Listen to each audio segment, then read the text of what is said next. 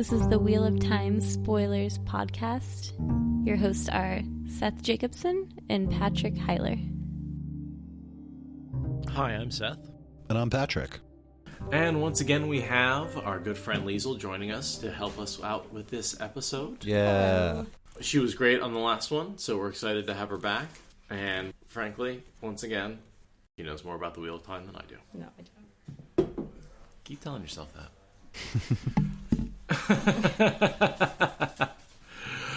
So we're doing chapter 37. Yeah. Should I go ahead and read us in? Chapter 37 of the Shadow Rising. Imre Stand. And our symbol is... I'm just going to interrupt myself, sorry. Is it Imre? That's how I always said it. I have no idea. Does anyone want to correct me out there? Honest. I've always said Bambi says Imre.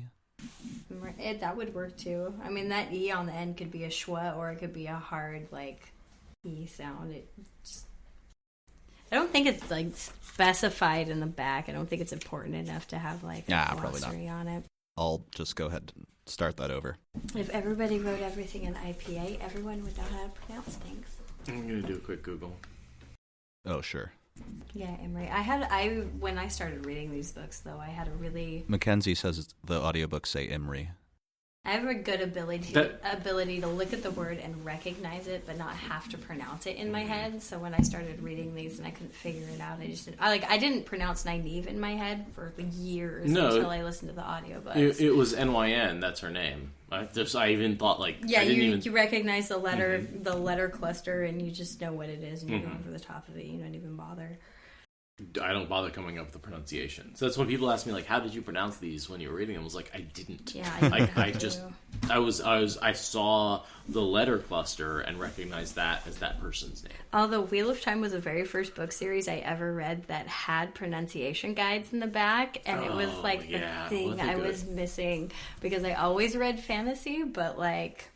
They don't have what I was reading, because I was so young, didn't have any of that. It was a lot of like Harry Potter and Roald Dahl kind of stuff. And then when I found this, and I was like, oh my gosh, look at the maps. Oh my gosh, they have a pronunciation guide in the back. It was amazing. It's like a real world that really exists, I guess. I don't know. Escapism has always been very important to me. Escapism, yes, but also commentary on the human condition. Yeah, well, that's all stories are. Good stories. That's why you can't ruin them. Yeah. Because humans don't really change. It turns out... Well, they do, but that's the point of the story, is change. If you're the same character at the end of a story that you are at the beginning of the story, you're going to get really bored reading that story. But individuals change. I feel like as a species... People are people. We have the same struggles. Sure. Yes. You and I struggle with the same things that the Greeks struggled with, that the ancient Persians struggled with, that going back to the first writings and the first Odyssey, the Odyssey is basically Rand's journey, right? Like, I mean, the swirling thing in the Hydra might be, Mondred and fucking Grendel. Like, I don't know what you want to call them, but like... There's such a similarity between the various stories over the various ages because people don't change. Yeah, it's true. There's a reason why everything keeps ringing true to the human condition. Exactly. I get what you're saying. Chapter 37 of the Shadow Rising. Imre Stand, and our symbol is the triple trollic. The sun still stood more than its own height above the jagged western horizon when Rhuarc said that Imre Stand, where he intended to stay for the night, lay only a mile or so ahead. "Why are we stopping already?" Rand asked. "There are hours more daylight left." It was Avienda, walking along on the other side of Jayadeen, from the clan chief, who answered, in the scornful tone he had come to expect. "There is water at Imre Stand. It is best to camp near water when the chance presents itself." "And the peddlers' wagons cannot go much further," Rhuarc added. "When the shadows lengthen, they must stop or begin breaking wheels and mules' legs. I do not want to leave them behind. I cannot spare anyone to watch over them, and Couladin can." Rand twisted in his saddle. Flanked now by Jindo water seekers. I'm going to skip over the old tongue, guys, sorry. Flanked by Jindo water seekers, the wagons were making heavy going I want to see you try, Patrick. I definitely want to see you give it a shot. Okay. Yeah. Oh, yeah. Everyone does. Duere mari in. Duere mari in. That's what I would do. Wonderful. Meaning water seekers. The wagons were making heavy going and a few hundred paces off to the side, lurching along, raising a tall plume of yellow dust. Most gullies were too deep or too steep-walled, forcing the drivers to go around, so the train twisted like a drunken snake. Loud curses floated from the wavering line, most blaming the mules for it all. Kadir and Kylie were still inside their white-painted wagons. "No," Rand said. "You don't want to do that." He laughed softly in spite of himself. Matt was looking at him oddly from under the broad brim of his new hat. He smiled in what he hoped was a reassuring way, but Matt's expression did not change. He's going to have to take care of himself, Rand thought. Too much is riding on this. Speaking of taking care, he became aware of Avienda studying him, her shawl wrapped around her head, much like a shufa. He straightened himself again. Moraine might have told her off to nurse him, but he had the impression the woman was waiting to see him fall. Doubtless she would find that funny, Aiel humor being what it was. He would have liked to think she simply resented being stuffed into a dress and set to watch him, but the glitter in her eyes seemed too personal for that. He does take a little too much credit for having her stuffed in a dress. Doesn't have anything to do with him. She's in a dress because she's going to be a wise one. It has nothing to do with him. Yeah, he may not understand that yet. The cadence sword is it's like a uniform. It means something. Not anyone can just wear it. I think you have to be a warrior. Right. Or at least if you're a wise one or a wise one's apprentice, you are not allowed to wear a cadence sword. Right. They wear the cotton blouses and skirts. Yeah. Brown skirts, white blouses. And well, he doesn't say that he specifically thinks that it's his fault that she's in a dress or that she even feels like it's his fault. He just mentions that he thinks that she hates being in that dress and set to watch him, which she does. She does. It's completely correct. I don't think he feels like it's his fault, because how could it possibly be his fault? So of course he doesn't think that she blames him. Oh, I thought he said something about that in the previous chapter where he had something like, "Oh, she was stuffed in a dress and set to watch me." Well, no, but that's not why she was in a dress. And I don't think he thinks that's it, because, an Aiel warrior could watch him just as well. If she was maiden of the spear and the cadence sword, she could watch him just as well if she was sicked on him. I don't think he thinks the dress is his fault and that she faults him for that. Okay. I disagree. Well, that's fine. Well, also, it's sort of why he doesn't understand why Egwene had her hair in braids. Yeah, no, he's pretty fucking... He's very He just ignorant. Doesn't get it Yeah, he doesn't at all. get it at all. No. I think maybe we're agreeing on that and just disagreeing on how he doesn't get it. Matt doesn't get a lot. He's pretty dumb. Yeah. He's not dumb. He's just not aware of other people, and you don't know what he is. Yeah, he's intelligent but not informed, kind of like our earlier point. He often doesn't know what's going on, so he makes assumptions, Well, and a lot of the characters in this book do, and that's why so many things are seen from certain points of view, and that's why it's good to pick apart. Rand does miss some obvious connections. He does spend a lot of time thinking about himself, which I feel like makes some sense if you're told you're going to lead the world and die in a couple of years. Maybe you're a little self-obsessed about how you're performing and how you're doing at leading the world and how everything's going, and you're making all these plans and obsessing about Forsaken, and maybe you kind of forget to take care of the people around you. Yeah. Happens in everyday life. Why Right, not to the right. Why not to the Dragon Reborn? Right, yeah. Shoot. I have enough trouble doing it in my life, and I don't really have any responsibilities in the same way that he does. I take care of a dog and myself. Right after this, I wanted to point out, or right after the read-in, the Wise Ones and Moraine and Egwene are standing around again, and Moraine is holding the gemstone. That is her listening advice? I wondered about that. Oh, is that... Okay, I actually highlighted that, and I wanted to ask what that was, because I had no idea, but that makes a lot of sense. that she was using the blue gemstone to listen in. She's listening in to someone. I don't know that it's necessarily Rand. I mean, probably a lot of that, but... I would assume it's Rand. Who else would she listen? The Wise Ones? I don't know. And it also kind of looks like she's teaching them, because all 6 women are gathered around looking at the stone, and Moraine's holding it again. And this happened in the last chapter. There was a similar thing. Yeah, it did. I'd never picked up that she taught them how to do that. And, well, it's never really mentioned that they know how to do that later on, is it? Is it explicitly mentioned somewhere? I don't think so. But to be clear, I just think that's what it looks like. I don't know that the Wise Ones actually pick up the trick. But it almost looks like she's teaching them. That would be a really good, easy way to get on their good side. Yeah. It's either that or she's just allowing them to listen as well. You know what I mean? But if they're seeing her channel, it's not like she's hiding the flows. They could learn just by watching. Yeah. And they're apparently really good at doing that. No one knows how to hide the flows yet, I don't think. No. Because they haven't captured Moghedien yet. They have to, invert them or something, which is kind of complicated. Mm-hmm. Takes time and preparation. And I should probably also point out, in that short paragraph where Rand makes that observation, the 6 women all standing around, he's like, finally, they're not paying attention to me, because they're all standing in a circle looking at the stone. He's like, oh, geez, they're finally not staring at me and, like, paying all this attention, but they probably are. It's probably exactly what they're doing. They're listening in to the stone, which is pointed right at him. Yeah.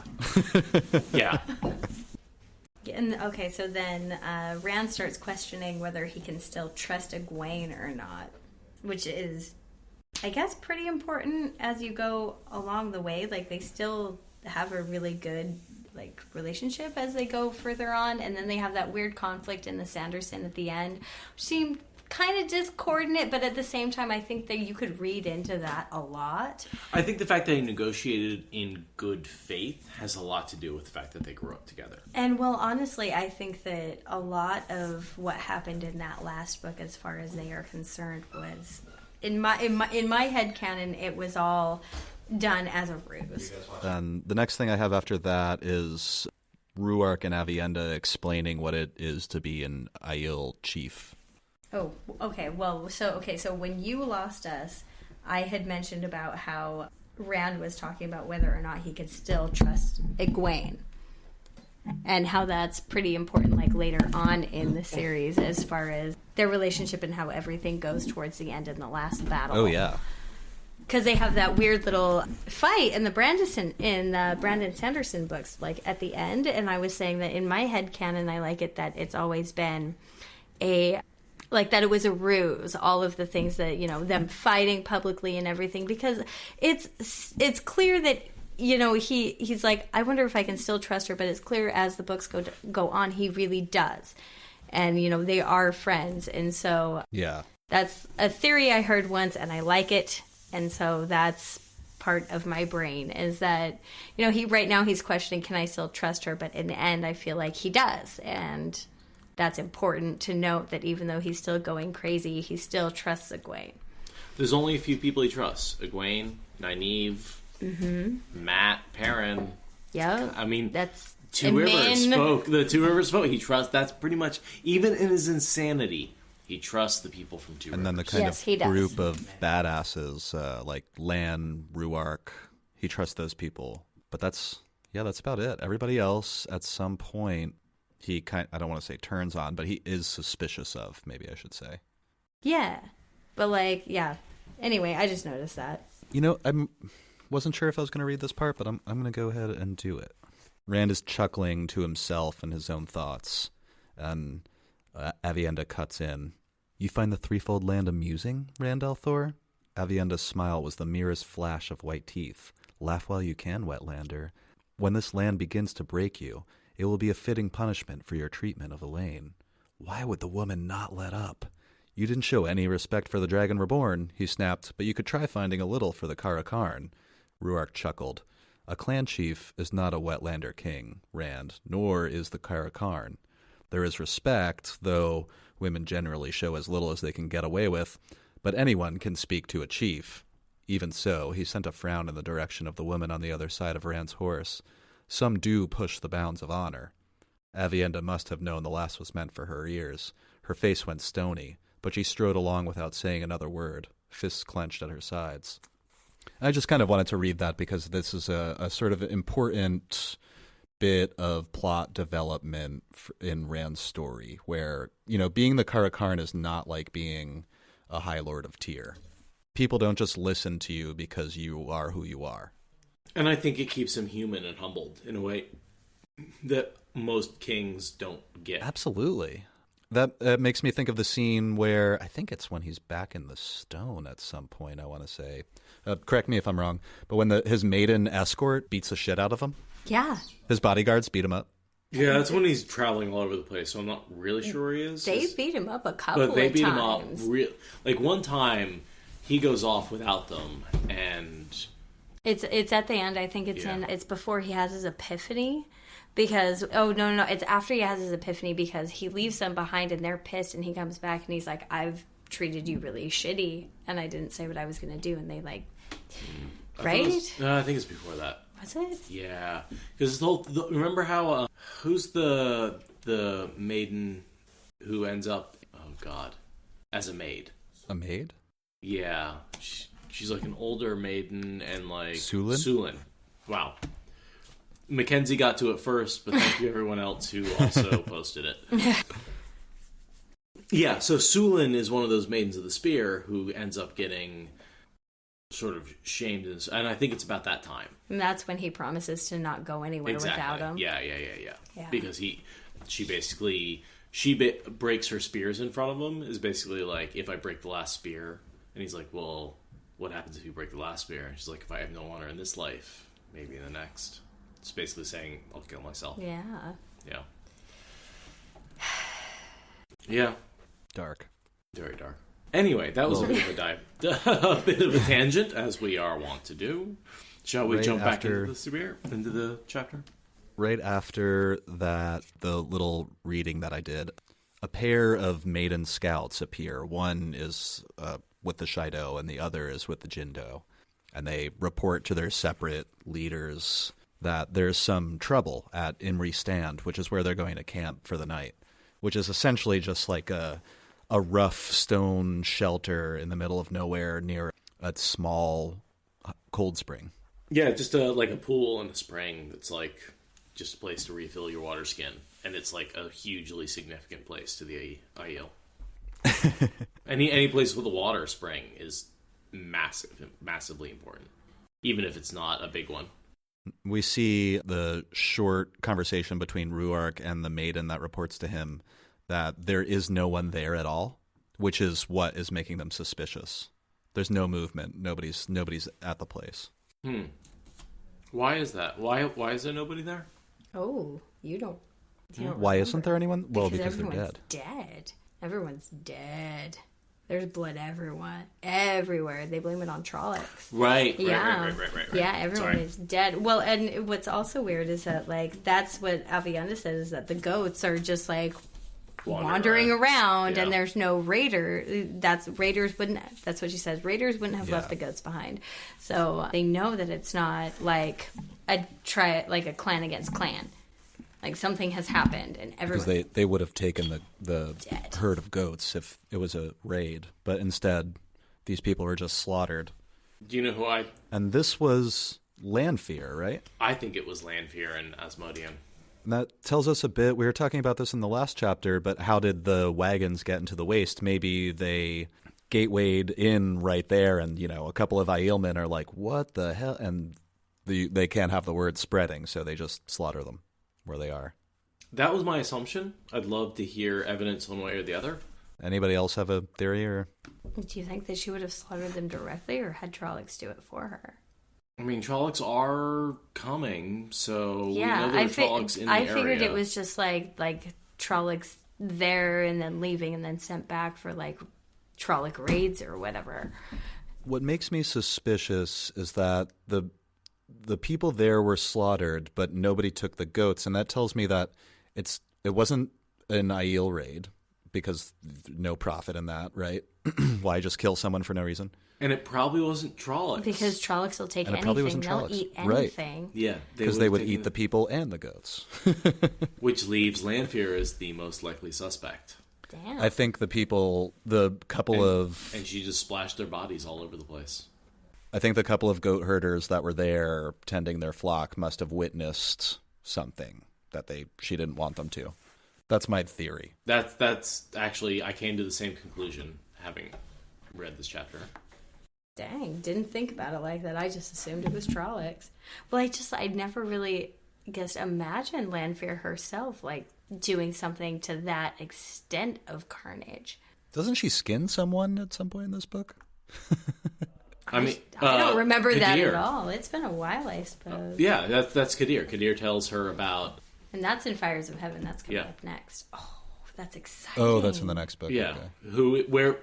Who is Aviendha? There's a fucking... She skins Kadir, and his skin inflates in front of her because he told her about it. So she rips his skin off because she's just mildly annoyed. Wow, how very Willow. Is that after she and Rand sleep together? Yes. Oh, yeah. It's after the snow igloo, the sex, the igloo sex. Yeah. Because if you were a fan of George R.R. Martin and you followed the memes, there is boat sex as a meme. If you don't understand, don't worry about it. If you do... Boat sex? Yeah. Don't worry about it. With some background, there was a rumor coming out. Someone leaked the idea that Jon Snow and Daenerys would get it on a boat at some point in season 8, whatever the last season was. And so this was like a rumor early on. It's the idea that the two of them were going to have boat sex was like this sort of ongoing meme. And then it was part of the thing. And so like, anyway, the point is the similarities between the two main characters of George R.R. Martin having boat sex and Rand and Aviendha having igloo sex is kind of interesting in my head. Oh, wait, no, I'm sorry. Weird tangent. Are Rand and Aviendha aren't like distantly related, are they? They're like different clans and everything. They're both Tardad They're Aiel. both Tardad. Yeah. But I mean, there's, probably millions of Tardad. Yeah. Right. But we actually had a discussion about that in one of the recent episodes where we were like, we know he looks at how closely related he is to Elaine. He never examines how closely related he is to Aviendha. To Aviendha, yeah. Well, I mean, unless they're like, they have direct blood, it could just, even if they're related by like sister wives, that's not that big of a deal. No. And I assume that there are enough Tardad Aiel that he's not directly related, and it never seems to come up. But yeah, his father was the clan chief of the Tardad before Rhuarc. His father was the clan chief of the Tardad Aiel, and Aviendha is a Tardad. So, she is indeed. And she's in a high-ranking family of she the very Tardad. much is. So they very much could be, she could very much be the equivalent of a noble of the Aiel, and there could be a relationship there. Dang. Well, their children are beautiful and wonderful. What is it with fantasy authors and incest? God damn it. Anyway. At least he's not related to Min, unless, well, she is locally from that. No, he's not related to Min. That's why that's the best relationship. It doesn't really matter. Anyway, everything works out fine in the end, which I really like about this book. Well, except for, unless you're Suan. That made me cry so hard. I cried so hard at the bar in public. Yeah. And I did not have waterproof makeup on, and it was really bad. It was like, what's wrong? I'm like, the book. She just died. At her water time. They were like, what? And I was like, I was just waving my hand. Basically, is what I'm doing. I think you're about to cry right here and right now. That really bothered me. I really liked her, and I really didn't see it coming. So Rhuarc takes Sejindo to scout out Imre Stand and see what's happened. Rand follows. I figure I'll read a little bit from his perspective. Rand put his head in. There was no one there. The interior, light streaming in bars through the arrow slits, was all one room and plainly not a dwelling, just a place for herdsmen to shelter and defend themselves if attacked. There was no furnishings, no tables or chairs. A raised open hearth stood beneath a sooty smoke hole in the roof. The wide crevice at the back had steps chiseled into the gray rock. The place had been ransacked. Bedding, blankets, pots all lay scattered across the stone floor amid slashed cushions and pillows. Some liquid had been splashed over everything, the walls, even the ceiling, and had dried black. When he realized what it was, he jerked back, the power-wrought sword coming into his hands before he even thought. Blood. I'll leave it there. So much blood. Matt immediately says, like, this looks like Trollocs did it. And I see where he's coming from, but they would have eaten the goats. Or at least the goats would have ran. They wouldn't still be hanging around. Yeah, and frankly, it seems more like someone got vaporized than someone got killed. It looks more like an explosion, although... Exactly. It feels more like a power-wrought death than a Trolloc death. Yeah. Is it surprising that Matt doesn't pick that out, or is he's not like... I mean, with all the battle experiences that he's had, he would have to know, looking at that, what is Trollocs and what isn't. He has 1,000 years behind his belt. He's got to know what a Trolloc death looks like, right? So is he, like, just not getting those memories yet, or he's not wanting to get them, or you're he's poking holes in ignoring my fucking theory, and it actually was Trollocs. So, but no, it makes sense though. Like, if there's bodies and if there's goats, are there bodies? Does it just say liquid? They don't mention any bodies. Well, that would really make sense then, wouldn't it? Yeah. I mean, the goats are running. Okay, they're going on. But if there's bodies there, it's not Trollocs. If there are, like... Avienda does ask, when she says, who would do this? Where are the dead? So the dead are nowhere to be found. It's got to be Trollocs. Okay, two options. Trollocs killed them and then took the bodies for food. Or someone with one power vaporized the bodies. Well, even if Trollocs did do it, they were still under the direction of Lanfear. True, yeah. Every surface in the place is painted with blood. So, I mean, we don't know how many people were there, but... that seems significant. You know what I mean? Why the ceiling? If Trollocs just rushed in, killed them, and ate them, why is the blood covering everything? Because they use axes that swing in big arcs? I just think that would take a lot of people. You know what I mean? Maybe. I don't know. Well, I mean... both theories make sense. Right. Always thought it was I'm having trouble narrowing it down, but arterial spray could explain a lot of the blood. Like Kill Bill. Yeah, exactly. Yeah, I don't think it was Trollocs, but I can't say that it definitely wasn't. I think they may have made a new Steel Inquisitor in that room. I think that's what fucking caused the... Thanks, Cody, for that one. Steel Inquisitor's making a point again. Exactly. Oh, making a point. That's very funny. I didn't even mean to do that. Yeah, and I thought of a question for that later, but that's a different podcast. No. Spill. It's a different podcast. It's fine. No, we'll talk about it later. The next page is pretty much observations, like Rand watching the Jindo scour the ground for any signs of what happened. They talk a little bit about the pool. Yeah, he sees that all this water at Imre Stand is like a puddle in the ground, essentially. And then we get introduced to Isendre. Yeah. Who I think is supposed to be a red herring for Lanfear. You're supposed to think that Isendre is Lanfear in disguise. Totally worked for me when I was 13. Yeah, but me Lanfear too. never wears red. Always totally worked. Thought it was her. The person in white is Lanfear. Like, that's so obvious now. But at the time, I was like, now. The hot one was Lanfear. Obviously. Yeah. But nope. And she kind of looks like Lanfear, and her pale skin, long, dark, straight hair, and then like the silky gown and the way she walks and all that. The way she's described makes it sound like it's Lanfear. She also sounds more, I was going to say stupider. Like just more flighty, I suppose, than like Lanfear is highly intelligent, she's highly focused, and she's highly ambitious. Whereas this one just seems to want to find the most handsome, rich, dark friend they can find.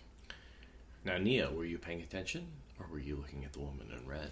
I was so looking at the woman in red. Yeah. So was Rand. That's why they put him in red, man. Because he says, I could have... I think he's like...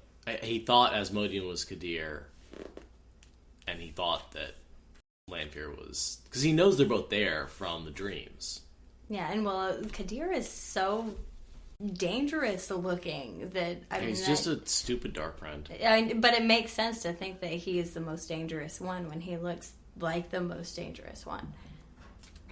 Which is why he's a perfect red herring. But still, like, he is actually insanely dangerous, but in a totally different way.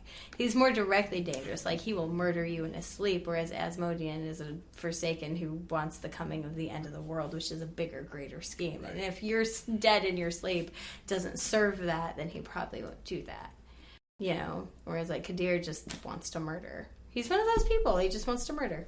That's why he's a dark friend. Yep. Rumors that just happened maybe 6 days ago or something, which is way too deep to be in the waste. So I've heard other things, that you took the calendar out of the Heart of Stone. That's pretty new news that not even necessarily the White Tower knows right now. I'm thinking it's coming from Kaylee, a.k.a. Lanfear, who's been watching Rand the whole time. That's the only way she'd have the updated information. And I think she's also tasked by Lanfear, although she doesn't know it's Lanfear at the time, with seducing Rand, because she tries over and over. I think she's been ordered to seduce him. But Lanfear hates seeing him with any other woman. She hates it. She can't stand it. She can't deal with Avienda being in the proximity of him. Well, maybe she wasn't ordered. Maybe she just tries. But... I think she just tries because she understands the power that this man holds. I don't think Lanfear would task her with that, because Lanfear would not be able to stand even seeing it happen, and she hates it. I always thought it was a test. And then he was passing because he wasn't... She might test him. She is like that. That's what I'm thinking. Is she saying, like, hey, I'm going to throw this hot girl at you? Discord said it was Kadir that ordered her to seduce Rand. Oh, yeah. So yeah, I knew someone did. I wouldn't think it was Lanfear. Agreed. But I do think she was ordered to. But Kadir makes more sense. Because she tries a ton of times, and every time she tries, the maidens catch her and beat her. But she continues to try. Right. There's no doubt that she has orders. Yeah, until eventually, I think it's Lanfear hides stolen property in Isendre's, or however you say that, wagon, and then some of which she stole herself, like tips off the maidens or whatever, and then they make her Dostang. Well, and then she's sent out into the waste because of it, to try and find her way out of the waste with no water, naked. I remember that. She's only allowed to have wear the bracelets that she stole. Yeah, that's her punishment. Does she die from that? It's never said. I would assume she does. I thought Kadir kills her. Oh, Kadir kills her. Yeah, I don't remember that at all. I don't either, and I just read the book, I guess it was 3 books ago. Oh, he strangles her. He does! Yeah, he does! Yeah, the last time she tries to sneak into Rand's tent, the maidens shave her head and beat her with stinging nettles. I love the maidens. They're so cool. She's killed by Kadir. When he gets worried, she'll reveal that he is a dark friend. I just had to look that up. I couldn't remember why. Oh, because they break her, so she's like about to reveal all the secrets because she's broken. The maidens, yeah. So he kills her before he can reveal her secrets. Oh God, I forgot how brutal that whole little side plot is. I know, isn't it? The whole this whole peddlers caravan really gets fucked. Ugh. So we get the introduction to her. I thought you would be handsomer. And do you think that works? What is that, like fucking negging on fucking Rand, Althor the Dragon Reborn? It's really? Like punch him in the face and run away kind of thing. I think so, yeah. And of course she walks away, and Avienda's like, keep your eyes to yourself. You belong to Elaine. And Rand's like, what are you talking about? I don't belong to anyone. Did her 2 letters not tell you what she feels? You are hers! No others! No others! I really liked the scene that happens after this, because Rand's frustrated with Avienda, and he's like, maybe if I pick up a sword, she won't want to be near me, and so she'll leave, at least for a little while. And so he goes and starts training with Lan. And this is like, I feel like the first time it's happened in a while, and there's a whole sequence where, like, coming back from the waste, Rand's getting more and more skilled, training with Rhuarc and Lan every day. I mean, at this point, he is a true master of the sword. Yeah, and he just starts training with Rhuarc in this scene, actually. Yeah. Yeah, now he's mastered the sword, it's time to master hand and foot combat. Karate. And the spear as well. Yeah. Swords. The Aiel might have forgotten why they did not carry swords, but they had kept the contempt for them. Swords might make her leave him alone. Seeking out Lan in the Wise One's camp, he asked the warder to watch him work the forms. Bear was the only one of the four in view, and a scowl surely deepened the creases on her face. Egwene was not to be seen either. Moraine wore a calm like a mask, dark eyes cool. He could not say whether she approved. He was not out to offend the Aiel, so he set up with Lan between the Wise One's tents and the Jindos. He used one of the practice swords Lan carried in his baggage, a bundle of loosely tied lathes in place of a blade. The weight and balance were right, though, and he could forget himself in the dance-like flow of form to form, the practice sword alive in his hands, as part of him. Usually it was that way. Today the sun was a furnace in the sky, baking out moisture and strength. Aviendha squatted off to one side, hugging her knees to her chest and staring at him. Finally, panting, he let his arms drop. "You lost concentration," Lan told him. "You must hold on to that even when your muscles turn to water. Lose it, and that is the day you will die. And it will probably be a farm boy who has his hands on a sword for the first time who does it." His smile was sudden, odd on that stony face. "Yes, well, I'm not a farm boy any longer, am I?" They had gained an audience, if at a distance. Aiel lines the edge of both the Shaido and Jindo camps. Kylie's cream-wrapped bulk stood out among the Jindo, the gleeman beside her in his cloak of colored patches. Which one did he choose? He did not want them to see him watching them. "How do Aiel fight, Lan?" "Hard," the warder said dryly. "They never lose concentration. Look here." With his sword, he drew on the hard, cracked clay, a circle and arrows. Aiel changed tactics according to circumstances, but here is one they favor. They move in a column, divided into quarters. When they meet an enemy, the first quarter rushes in to pin them. The second and third sweep wide to either side, hitting the flanks and rear. The last quarter waits in reserve, often not even watching the battle, except for their leader. When a weakness opens, a hole, anything, the reserve strikes there. "Finish." His sword stabbed into a circle already pierced with arrows. "How do you beat that?" Rand asked. "With difficulty." I like how Rhuarc also puts Aviendha in her place. Like, it doesn't matter. You're not going to be able to sulk forever. You need to knock it off, and your obligation is still going to be there. He says it cannot be met by tantrums. Be a wise one. Stop sulking. Yep. Knock it off. You are Aiel. And a lot of people are frustrated by Elaine. A lot of people are frustrated by Aiel. I am most frustrated by Aviendha. Just fucking say you're a wise one already, and be a wise one. Like, just accept your destiny. Like, a lot of her, because we don't get a lot of POVs, we don't really feel her struggle as much as some of the other girls. She really doesn't get a POV until the final book.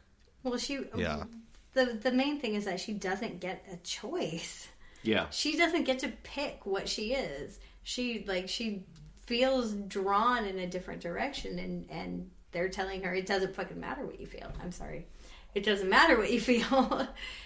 You're a wise one because you can channel. You don't get a choice in what you want to do. And when anybody tells you that, especially when you are as stubborn as Aviendha or Amos, who is equally as stubborn. Yeah, very stubborn. Like, you want to do what you want to do. It's your life. You can't tell me what to do. And who are you to think that you could possibly tell me what I should do? That you know me better than I know me. That's not fair. It's not fair. And, like, she's just really frustrated by it. And eventually she gets there because ultimately, like, she is a wise one. She is. Yeah. She's just young. She's, like, 19. But, like, She just wants to dance. Yeah, but don't. The spears. Exactly. Well, don't tell a person what they should do because of who they are. They have to get there on their own accord. Yeah. And Aiel is this very tough society that it is highly pushes structured. You there, and that's why she fights so hard, because she knows ultimately they're going to push her there to where she needs to be, but nobody likes to be told what to do. Especially when it is finding who you are as a person. Mm-hmm. And if who you are as a person doesn't match what they're telling you should be, everybody has had that feeling. Everybody knows that feeling. Patrick likes getting told what to do. Right, Patrick? You really like it when people get in your face and tell you exactly what they want you to do. I bet he does with I that just don't listen. Yeah. Yeah, but if you don't have a choice and you have to listen, they're going to beat you with sticks, and your sisters will beat you with sticks if you don't listen. She fights really hard. I get it. I don't understand what it's like to have a path and a destiny and fate, because I've had to work for everything that I am and everything that I have, but I hate it when people tell me that I need to be something that I'm not. Mm-hmm. Which, as a small, cute female, happens a lot. You should smile more. Thanks. Bam! Thanks. Appreciate that, bro. Fuck you. The look on your face when I said that was brilliant.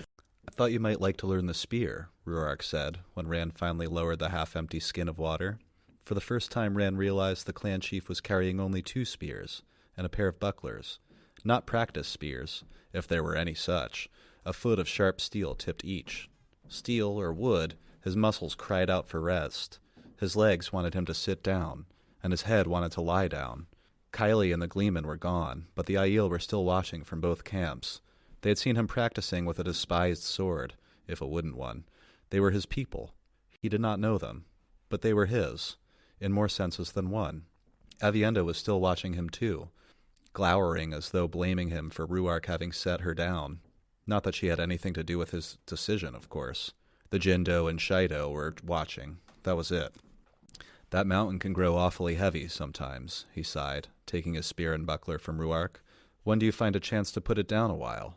When you die, Lan said simply. That's kind of brutal. Forcing his legs to move, and trying to ignore Aviendha, Rand squared off with Rhuarc. He did not mean to die just yet. No, not for a long time yet.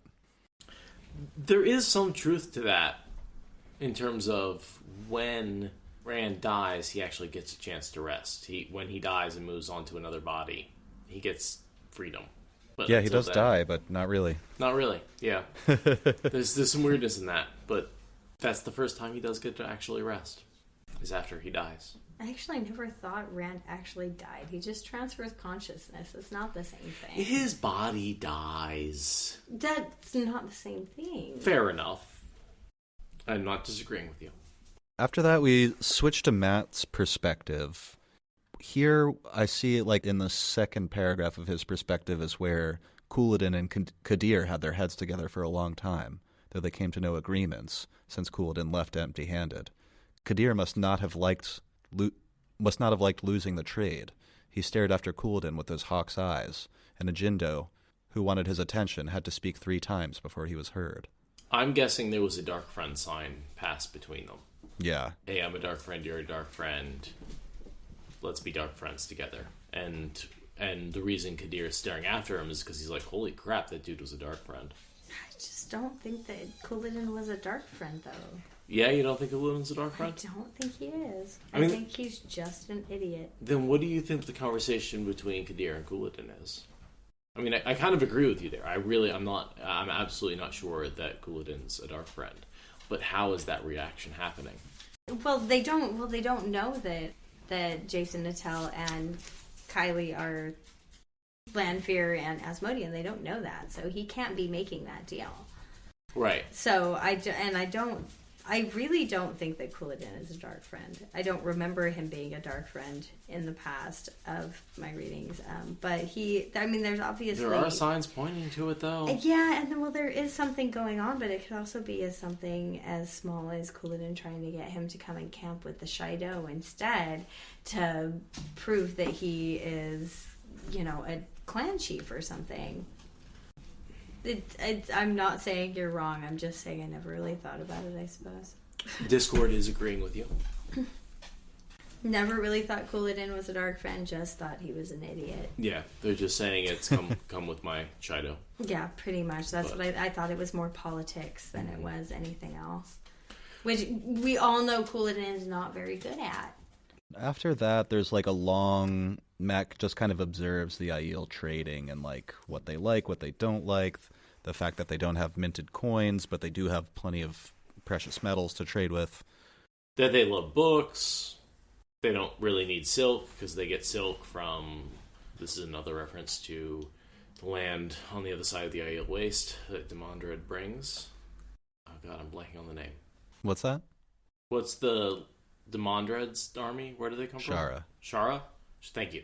So these are the Shara, another reference to the Sharans who produce the silk, and that's where Aiel get the silk from the Sharans rather, and it's cheaper that way than to get it from the sea folk who traded across the ocean and then traded all the way across the continent and then across the spine of the world to get to the Aiel. That's way more expensive than just getting it directly from the source. Matt's pleased to hear the Aiel ask for 2 Rivers tobacco. Well, of course, it's the best tobacco in the world. That's what I was just looking at. Yeah. As we all know, and as we all enjoy. Do you think that they don't have any because they weren't ready to actually go that far into the waste because they were kind of snapped up? Or that I'm guessing it has more to do with the White Cloaks barricading 2 Rivers Longbow. I noticed there's a reference here to crossbowmen, and I thought that was an interesting foreshadowing of when he gets the cranks for the crossbowmen so they can reload really fast. Yeah. And it basically turns untrained people into machine guns, which is part of why the band is so fucking dominant in battle. Crossbows and pikes. Yeah, and so this is sort of almost foreshadowing for his main strategy for the band. Oh yeah, I didn't really think of it that way. Yeah, I didn't either. I did. Well, he also, later on, he talks about how he wishes that there was a faster way to reload the dragons because they remind him of the slow loading of the crossbows. They just take a while. They do a lot of damage, but it takes a long time to get them done. I think that's foreshadowing for a revolver. Yep. Yes, it is. 6 shooters are coming, guys. Not in these books, but not very far out. And, this is also, he starts thinking about what the snaky folk meant, and he starts thinking about the Daughter of the Nine Moons, and, what the things they told him mean, especially going to Rhuarc now that he's been there. He's trying to connect all of these things together, and he starts playing with the medallion, and he notices that the pupil of the eye is the Aes Sedai yin yang. Aes Sedai, yeah. And he also starts thinking about just the spear and everything that has happened to him, and then you realize over here that he says in the old tongue he's lost in his own mind, and then Jason Natel comes up. So all of the things that he's been through and he's experienced are kind of all coming together in this one moment when he looks up to see a Forsaken standing right in front of his face. Yeah, and the memories I think really have him kind of off balance because I can only imagine what that's like, but of course they do. Oh yeah, but he remembers things that never happened to him. And he's trying to cover up the fact that he now knows the old tongue in full. He just picked up a new language randomly, Yeah, instead of screaming it randomly while he was killing things, in the first book, he was attacking. He was randomly screaming it, and now he even translates it. He knows what it means. He translates it out loud in English for you, which is he doesn't usually do. He doesn't usually know that he's speaking the old tongue. So that's also an interesting thing there. Usually speaks the old tongue without really noticing that he's doing it at all. That's true. Yeah, it is a rare occasion that he recognizes that I'm actually speaking the old tongue and I know what I'm saying in the old tongue. Yeah, and then we got our first little kind of intro to Asmodean, even though we don't know he's Asmodean yet. Yeah, this Jason Nattel. Asmo chats with Matt and just kind of tries to bullshit with him and get Matt to tell him stories about what they've been up to so far. He says he wants to tell me all about Rhuarc, and Matt's like, well, why? And he's like, well, I'm a gleeman. I collect stories. So I think what he really gets him to do is give a description of all the items, all the Terang Real that are in the space. I think that's what he wants. And I think Matt tells him about the Choden Call. Yeah, or, I mean, at the very least, that there's all these items of power scattered around. Well, because the whole point of when Jason Nattel, aka Asmodean, flees to Rhuarc to try and fight Rand is he immediately goes for the Choden Call. And we often thought about, I think even earlier we had the discussion where we were like, how the fuck did he know the Choden Call were there? Like, he wasn't in Rhuarc. I think here, Matt gives it away. I think Matt's telling him about all the little things, and he talks about the two statues holding orbs. Because we saw from his perspective, noticed when Rand almost bent down to pick them up. And that fixed them in his head. So I guarantee he brought them up when he was talking to Jason Nattel here. Well, he's also, when Rand catches up with him, he's trying to figure out how to get in through the fog and figure out, like, what's going on in there. He's, like, probing the fog. So he's trying to figure out, from what Matt tells him, what this possibly could be and how he could get around it. Because obviously something with power. Some kind of trap. Yeah, and then Lanfear comes up and is like, what do you think you're doing? Would you please stop messing with the Taveran? Please don't poke the bear. I have some news for you. And she's like, I don't give a shit. And I think he's going to say, guess what? There are fucking Choden Call keys in Rhuarc. And this idiot just told me about them. Yeah, and she's just like, I don't care. Yeah, that's not the point. It's not why we're here. Why are they there? They're watching Rand. She's always there watching Rand. That's it. Just wanted to see if I could prompt a theory, but yeah, she is always watching him. Well, she has also offered Asmodean to Rand before in the past. Yep. And so I think that she's there specifically with him to see if Rand is actually going to take her up on it. And he does, ultimately. I think it's wheels within wheels. I think there's a first plan, and then I think she is setting Asmodean up. Yeah. Yeah, to teach Rand. Absolutely. Mm-hmm. She's mentioned it before. She said specifically Asmodean, and then here she shows up in the waste, conveniently away from all other Forsaken, with Asmodean basically on a platter. And I think that mention is why Rand anticipated them showing up and expected them with the peddlers. That makes sense. Nattel is a crappy gleeman. Nattel's a crappy gleeman. Matt's thinking about flirting with Isendre, even though all she cares about is sleeping with Rand. Well, there's this interesting part where Matt can remember the battle that's being sung about. And he's like, that's not how it happened. Yeah. But I shouldn't remember that. He's like, I remember it, but yeah, I remember it. Mm-hmm. I remember dying. Yeah, but he doesn't want to. Mm-mm. And I also find it interesting that Jason Nattel is singing an old song of Manetheren. Why Manetheren? Which was clearly after he was sealed into the boar. So it's not an Age of Legends song. Oh, this says it was Medean's Ford, an old song of Manetheren, oddly enough, and a war before the Trolloc Wars. Mm-hmm. But after the breaking. Yeah, it made me wonder if it's a tune that's like even pre-breaking. You know what I mean? Like, does he just think it's a song from Manetheren, or is that one of his memories? Yeah, it is. Oh, I see. Yeah, he says Matt could remember. It hadn't been that way, of course. Matt could remember, so he remembers it. But I mean, it's a song. Songs are not hard to remember.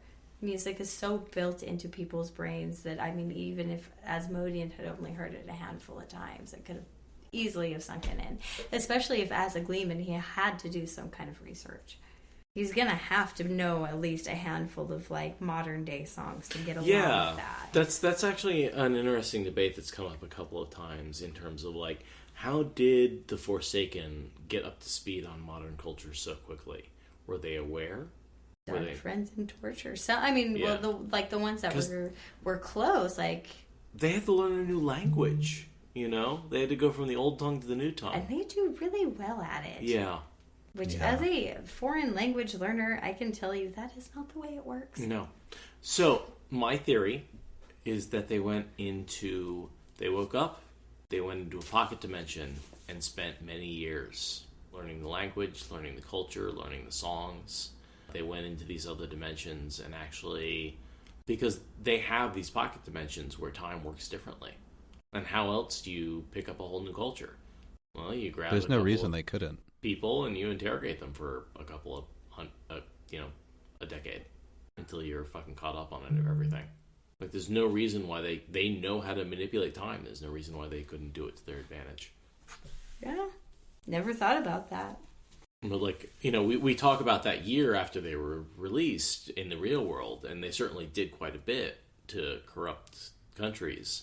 But how were they so up on... Well, we know that... Yeah, well, and if they woke up and instantly started corrupting, like how... Yeah, I guess that's a gap. Mm-hmm. And we know, like, Bartholomew and the other one in the Eye of the World, they were very close to the edge. Agenor. They experienced the passage of time. Those two actually observed the world. So when they were released, well, they'd spent 3,000 years observing the world. Yeah, they were up to speed. That's what I was saying, is that those who were like closer to the edge. Lanfear experienced a dreamless sleep the whole time, as did most of the other Forsaken, which means they had to get out, learn all the culture, and then start corrupting. And I think they did it in an alternate dimension. Certainly makes a lot of sense. There's no spell that can make you learn language and culture, and we all know those are like inexplicably linked. Absolutely. Inexplicably? One of those two words. Implicably? I have 2 language degrees. I am feeling really hard right now. Anyway, back That's here. That's all right. I barely speak English. So we sort of talked about his old memories, the Manetheren ones. There's some interesting theories about Adamon. I feel like some people have picked apart Matt's memories, and he sees this guy, Adamon, at 2 points in 2 different memories, once as a young man and once as an older man. Mm-hmm. And some people have talked about... Anyway, I don't have anything really good to say about it other than it's become a point in a few online discussions that, in terms of like how Matt's memories works, because he's seen the same dude in 2 different lives. And so I guess the only thing I'd say is we know these lives are not Matt's ancestors. No, they're battle generals. They're battle generals. They are these... Matt has his old memories related to his ancestors, and that's where he got the original Old Tongue. But then he also has all of these memories that have nothing to do with his ancestors. And I think some people do occasionally get confused and think that all of the memories that are filling in the holes come from his ancestors, and I don't think they do. I didn't even know that was a theory, but no. You can't be related to all those people. They're in... Suddenly warning cries rose in the dark. And the Trolloc attack. Matt uses the spear for the very first time, and he rocks it. Yeah. The Ashendari fucking kicks some ass. He realizes really what a magical weapon this is. And not only is it a weapon, it's your key out. It is, yes. It's your key. Yeah, and he does so good with it, and with all the memories in his mind at the same time. Like, yeah, he couldn't have said if it went on for minutes or hours, but suddenly there was not a Mydrall or a Trolloc standing in sight. He took a lot of them down. Yeah, he did. He did really, really, really well. Well, you're taking his inherent abilities with the staff and all of his memory battles and adding that onto this really cool pole arm, which is sort of a mix between a halberd and a pole axe. And it's got a sword on the end. Yeah, basically. Yeah, and you guys know what a glaive is? It's a type of pole arm. Yes, okay. I do, only from my years and years and years lost in Diablo. Right. There you go. Yep. Oh, we got to do a 3-person campaign. Diablo 2 is my favorite. What's your favorite class. You're an assassin? Yeah. I like the dual weapons. They're really, really useful. Yeah. Or if you're like a necromancer and you can just summon like 18,000 things to fight for you and you basically just stand there. Patrick's a necromancer. Yeah. Is that what it is? Yeah, I play a necromancer. I do the horde style. So no spells, no nothing, just skeletons, golems. Yeah, or if a paladin, you can get wolves and like a bear. That's not a paladin. Druid. A druid. Yeah. A druid. The paladin like casts the spells and stuff. I'm either a paladin or a druid. The druids are cool. I like them. And you gotta wear a wolf head around. I know. Which, I mean, in this context of this podcast, is wolf gnarly. Yep. But and how much are the scrolls just like gateways that take you back? I always had modifications on it. Like my Rhuarc cube was humongous, so I could put all this stuff in it, and then I could like upgrade my gems and my rooms and my nice. And then expansion with fucking with like hella mods. I had a perfect drop mod, and so all it would drop was like this is why I don't play anymore. It got really bad. I had this one where like I swear to God, your hand shook when you said that. I literally lost like all of my high school to playing this game. Yeah, I played it a lot, just listening. And back then we didn't have podcasts, so I would listen to like Jello Biafra for spoken word. I know a lot about the dead Kennedys. Anyway, so Avienda picks up a spear and she starts fighting. She ends up with a spear and a buckler. And I'd like to make a point that the medallion on his chest, the silver fox head on his chest, seemed to pulse with cold, as if to remind him that it too bore the mark of the Aes Sedai. He doesn't know yet that the medallion pulsing cold means somebody is channeling nearby. But it does. Doesn't it mean that someone's channeling at him? It could also mean that someone's embraced the source. It doesn't have to mean someone's channeling. And so I think that, who's here? Is there... Oh, I don't remember that. Yeah, I thought it meant that somebody was channeling directly at him.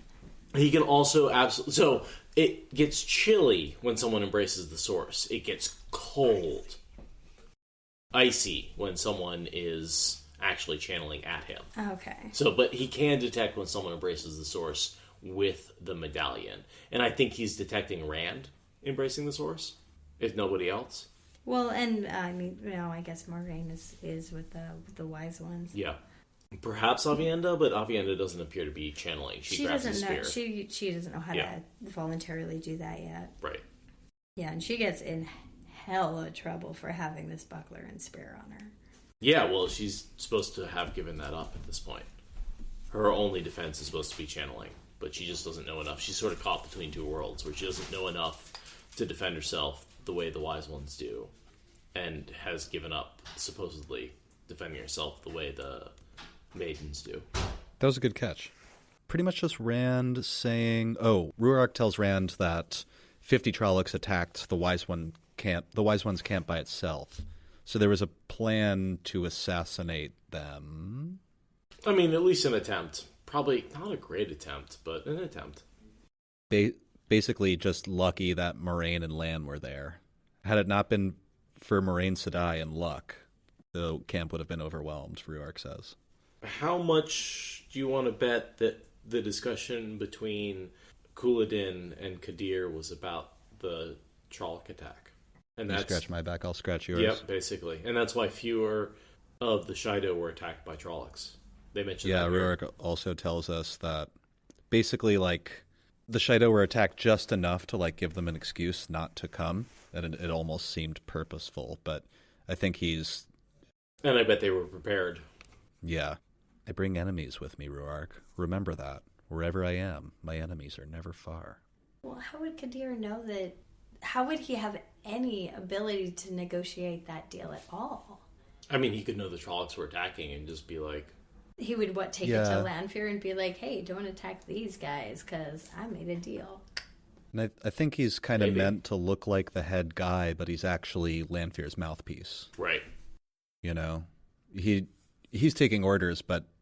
Also, I think it's that, if going back to the Couladin's Dark Friend theory, It's like, hey, I'm the leader of the Shadow. I'm a dark friend. Don't attack me. Attack these other guys. And we can wipe out the Dragon Reborn. They're all uniting against him. Either way. Yeah. Well, I mean, honestly, even if Kadir talked to Couladin for a little bit, even if he was politicking, he could be like, if we do this, it'll make them look guilty. Exactly. Yeah. Because I just don't think Couladin's a dark friend. I think he's just not smart. No, that's fair. You can die on that hill. I will. I think I will. I'm gonna. Well, for this read through, I will. Things change with each read through.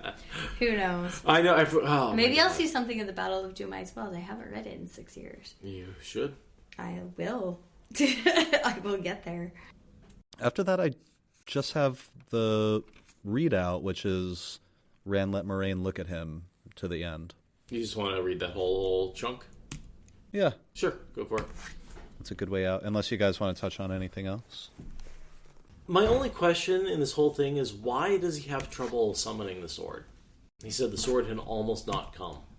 He still has problems with that, though. He's had problems he hasn't with it been since trained the yet. beginning. Yeah, Right. Yeah, he's had problems with that since the beginning, like when All he right. tried to make that flower for Right. Elaine and he couldn't. I was trying to make it some sort of channeling sickness or something like that, but no, he's just not fully trained yet. Yeah. Yeah. Okay. Ogier Tendencies is pointing out Rand is also exhausted. He just spent all evening training and fighting. Right. And then the attack happens. Fair. Good point, Ogier. Yeah, I didn't even think of that. Rand let Moraine look at him, muttering to herself, though he had taken no wound. With so many who had, she could not spare the strength to wash away his fatigue with the one power. This was aimed at you, she told him, surrounded by the moans of the injured. The Trollocs were being dragged away into the night by pack horses and the peddlers' mules. The Aiel apparently intended to leave the Murdral where they lay until they stopped moving, to make sure they were really dead. The wind gusted up, like ice with no moisture in it. Was it? He said. Her eyes glittered in the firelight before she turned back to the wounded. Egwene came to him too, but only to say in a low, fierce whisper, "Whatever you are doing to upset her, stop it."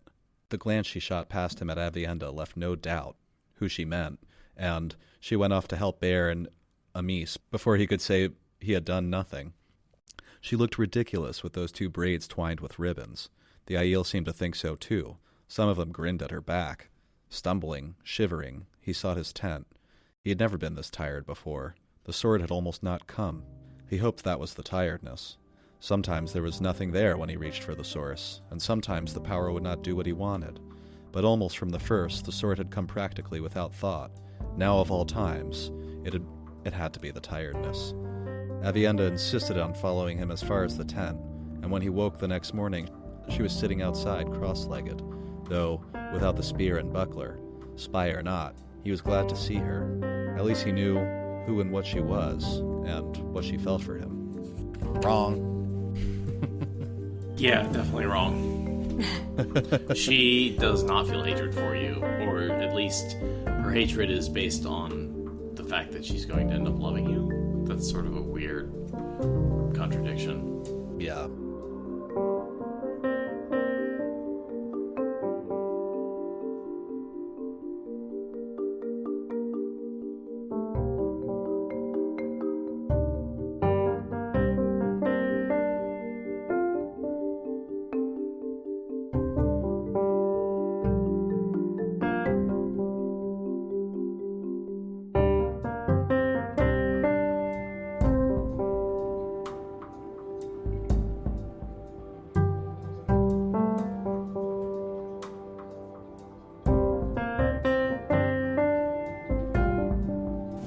Do we have anything overhead we want to talk about? Anything we want to bullshit about? The fact that the dogs are fucking crazy? The fact that the internet's been a goddamn nightmare tonight and we're actually streaming this through our phones rather than going through the actual internet? Check out the secret hidden content in our Discord on our Patreon page. There's a ton of stuff that you are gonna like if you like this podcast. And yeah, seriously, if you've been listening to this many episodes, go support us on Patreon. You've heard a lot of Wheel of Time. You get a bunch of free junk too. There's episodes out there that have never been released to the public that are mostly character analyses and like lore and stuff like that, so they're not chapter based. They're subject-based, but all WoT stuff. Yeah, and as a patron, I can say it's definitely worth it. There's a lot of really good stuff there. Sell it, Liesel.